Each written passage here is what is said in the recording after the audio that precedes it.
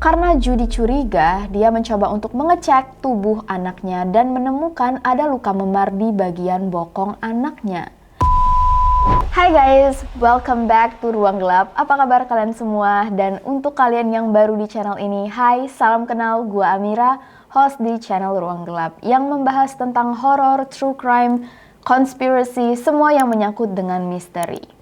Nah, pada kali ini kita akan membahas tentang kasus yang sangat kontroversial yang pernah terjadi di Amerika yang berhubungan dengan penyembahan setan, ritual, anak-anak, sekolahan, dan juga pelecehan seksual. Dari judulnya aja udah kontroversial banget. Dan waktu melakukan riset kasus ini, gua sedikit mendapat flashback dari kasus yang juga pernah terjadi di Indonesia, yaitu kasus JIS. Dan gue tertarik untuk membahas kasus JIS. Kalau kalian pengen gue membahas kasus JIS, tulis di komentar bawah biar gue nggak lupa.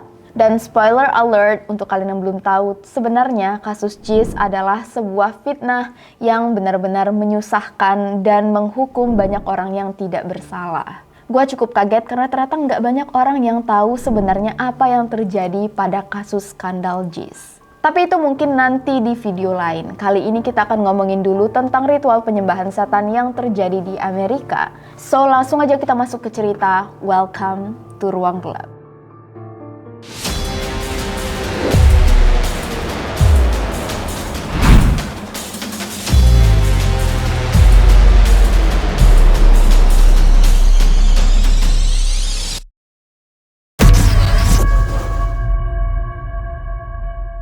Pada musim panas di tahun 1983, tepatnya di bulan September di Manhattan Beach, California, ada seorang ibu bernama Judy Johnson yang menyadari anaknya yang berumur 2,5 tahun memiliki beberapa keluhan yang aneh. Anak laki-lakinya yang namanya tidak pernah diketahui sempat ngeluh ke ibunya kalau dia sakit perut. Lalu besoknya tidak mau duduk sama sekali. Karena Judy curiga, dia mencoba untuk mengecek tubuh anaknya dan menemukan ada luka memar di bagian bokong anaknya. Dan saat itu juga Judy langsung curiga jangan-jangan anaknya menerima pelecehan atau kekerasan seksual di tempat sekolahnya. Anak Judy merupakan salah satu siswa di McMartin Preschool atau playgroup yang terletak di dekat rumah mereka. Sekolah McMartin dimiliki oleh sebuah keluarga, yaitu keluarga McMartin. Pemiliknya bernama Virginia McMartin, dan anak Virginia yang bernama Peggy adalah kepala sekolahnya. Sedangkan anak Peggy sendiri yang bernama Ray Buckley dan Peggy Ann merupakan salah satu guru yang mengajar di sekolah ini. Jadi kayak lebih ke bisnis keluarga. Judy langsung melaporkan tuduhannya ke polisi dan polisi langsung menanggapi laporan Judy dengan serius. Dan gak tahu kenapa Judy secara spesifik menyebut Ray Buckley sebagai orang yang melecehkan anaknya. Jadi Ray langsung dipanggil oleh polisi, tapi karena gak punya bukti, langsung dibebaskan kembali. Judy dan polisi lalu berusaha untuk mengumpulkan bukti agar mereka bisa menangkap Ray. Caranya?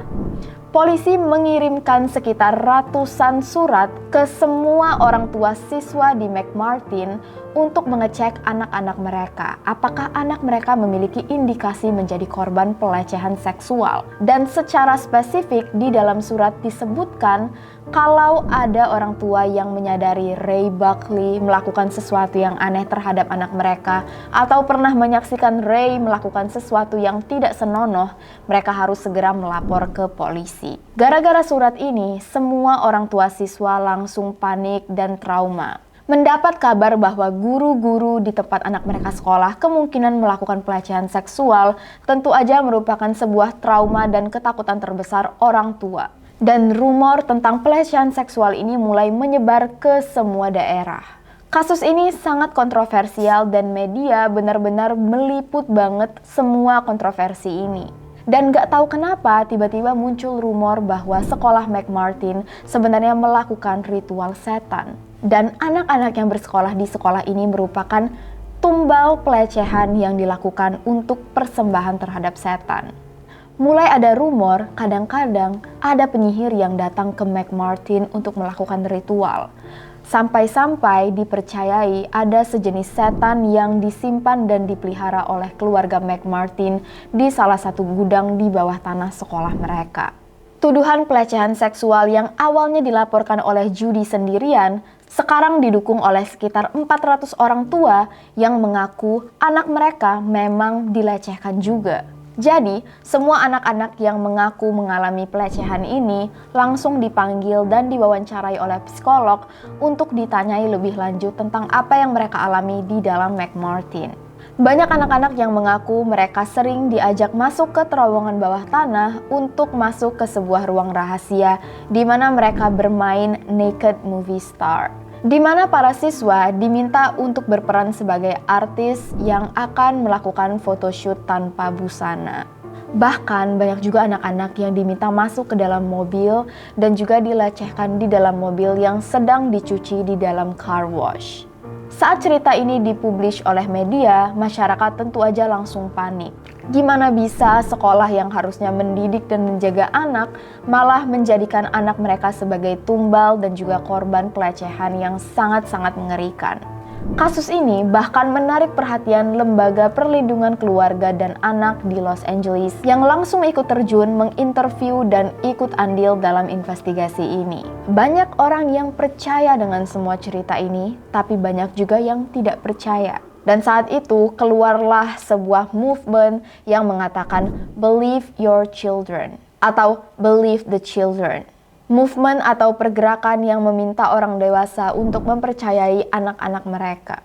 Karena kalau orang dewasa tidak menolong dan tidak mempercayai anak-anak, siapa lagi yang bisa menolong anak-anak? Kasus ini bahkan ditulis ke dalam sebuah buku yang berjudul Michelle Remembers. Buku ini bercerita tentang Michelle Smith yang pernah menjadi korban pelecehan seksual untuk ritual pemujaan setan saat dia sedang dirawat di rumah sakit di Victoria, British Columbia. Kasus ini menjadi kasus yang sangat besar hingga akhirnya pada 22 Maret 1984, Virginia, pemilik sekolah, Peggy, kepala sekolah, Ray Buckley, dan Peggy Ann beserta 3 guru lainnya langsung ditahan oleh polisi atas tuduhan pelecehan seksual terhadap 48 anak.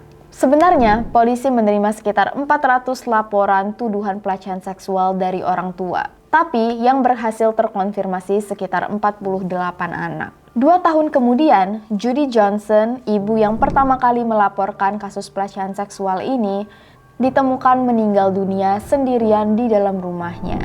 Judy memang seorang single mother, dan disinilah kehidupan pribadi Judy mulai sedikit terkuak.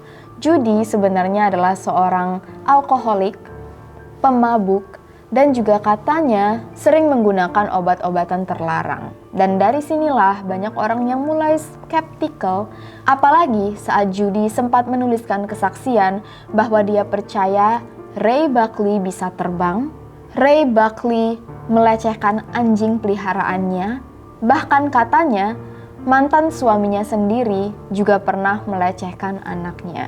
Jadi fakta bahwa Judy sebenarnya memiliki sedikit gangguan kejiwaan mulai merubah pandangan orang terhadap kasus ini. Persidangan lalu dimulai dan ternyata hanya ada 9 anak yang bersedia untuk bersaksi di pengadilan. Dan di pengadilan pertama, semuanya dinyatakan tidak bersalah karena memang tidak ada bukti sama sekali, kecuali kesaksian dari para anak-anak. Jadi kesaksian anak-anak memang adalah satu-satunya bukti. Dan polisi mulai lagi mengorek informasi kenapa anak-anak memberikan kesaksian seperti ini. Dan saat itulah mereka menyadari bahwa anak-anak yang diinterogasi oleh terapis itu sebenarnya kebanyakan dipaksa untuk mengaku bahwa mereka adalah korban pelecehan. Dipaksa untuk mengaku dalam artian terapisnya sengaja untuk membuat si anak mengatakan sesuatu yang ingin mereka dengar. Misal, kalau misalnya terapisnya nanya, "Kamu pernah diajak main naked movie star ya?" Terus anaknya bilang, enggak pernah. Terus nanti ibunya bilang, "Kamu yakin teman-teman kamu semuanya pada bilang kalian main naked movie star?" Terus anaknya bilang, dia nggak inget. Nah nanti terapisnya bilang, "Jangan-jangan kamu lupa. Kamu inget nggak kamu diajak masuk ke terowongan, diajak masuk ke ruang yang gelap, terus kamu disuruh buka baju."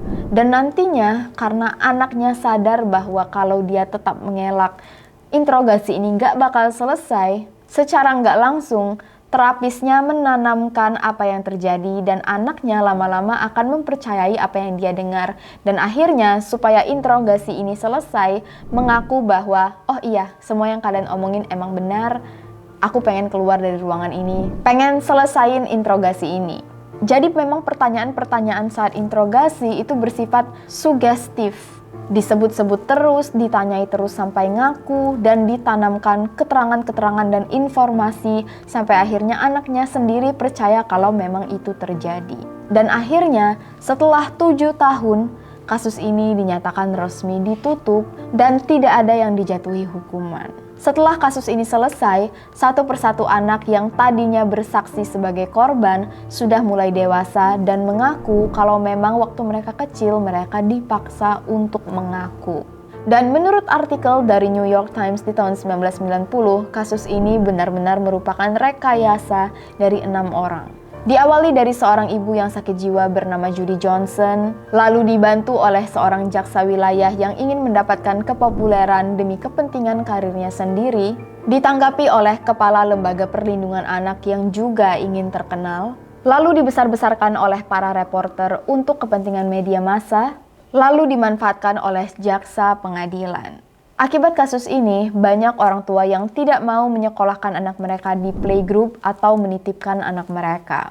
Kasus ini lalu dikenal dengan nama Satanic Ritual Abuse atau Satanic Panic, sebuah mass hysteria yang dimulai dari satu sekolah tetapi menyebar ke 7 sekolah lainnya. Bahkan sampai sekarang, Satanic Panic masih menjadi teori konspirasi yang dipercayai oleh orang-orang bahwa elit global mempersiapkan anak-anak untuk dijadikan korban ritual dan mengekspos anak-anak terhadap pornografi dan juga prostitusi, bahkan sampai sekarang. Tapi, meskipun kasus ini dinyatakan tidak benar, bukan berarti kekerasan seksual terhadap anak-anak di sekolah tidak terjadi. Mungkin memang ada beberapa korban di luar sana, tetapi karena tidak punya bukti, jadi kasusnya tidak bisa dilanjutkan ke pengadilan. Karena kasus ini dikembangkan cara khusus untuk menginterogasi anak-anak, di mana anak-anak tidak diberikan ingatan palsu, tidak dipaksa untuk mengaku, dan juga ada prosedur-prosedur SOP yang harus dilakukan oleh interviewer dan terapis agar kesaksian anak-anak 100% murni dan merupakan kebenaran, supaya kasus yang menyangkut anak-anak tidak lagi terjadi seperti ini. Dan sampai sini cerita kita pada hari ini, guys. Thank you so much untuk kalian yang sudah selalu setia mendukung Ruang Gelap. Lebih dan kurang gua mohon maaf. Semoga kalian semua aman, sehat, dan masih terus semangat bekerja dan belajar di rumah. See you guys on the next video. Please stay safe and stay alive.